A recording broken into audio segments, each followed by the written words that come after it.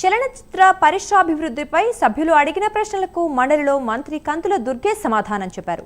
తెలుగు సినీ పెద్దలకి ఇటీవల ఓ లేఖ రాసినట్లు మంత్రి తెలిపారు. ఏపీలో విశాఖతో పాటు కోనసీమ ప్రాంతాల్లో ఎక్కువగా షూటింగ్లు జరుగుతాయన్నారు.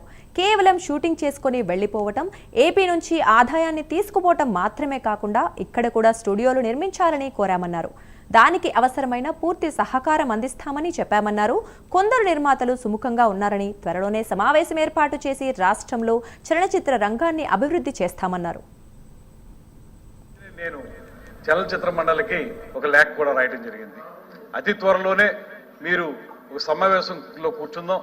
ఆంధ్రప్రదేశ్ రాష్ట్రంలో ఒక విశాఖపట్నం అనే కాకుండా అన్ని ప్రాంతాల్లో ఆంధ్రప్రదేశ్ మొత్తంగా ఎక్కడ చూసుకున్నప్పటికీ కూడా అద్భుతమైనటువంటి లొకేషన్స్ ఉన్నటువంటి ప్రాంతం మన ఆంధ్రప్రదేశ్. విశాఖపట్నం చాలా అద్భుతంగా ఉంటుంది.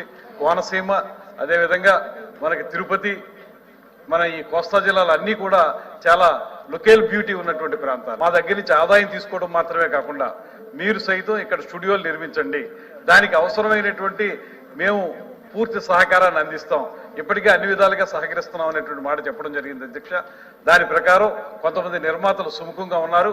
త్వరలోనే మరొక సమావేశం ఏర్పాటు చేసి మొత్తంగా ప్రభుత్వం చేస్తుందా లేకపోతే పబ్లిక్ ప్రైవేట్ పార్ట్నర్షిప్ ద్వారా చేస్తుందా అనేటువంటి అంశాన్ని నిర్ణయించి తద్వారా ఆంధ్రప్రదేశ్ రాష్ట్రంలో చలనచిత్ర పరిశ్రమని అభివృద్ధి చేయడానికి ఈ ప్రభుత్వం కృతనిశ్చయంతో ఉందనేటువంటి మాట తమ ద్వారా తెలియజేస్తున్నారు.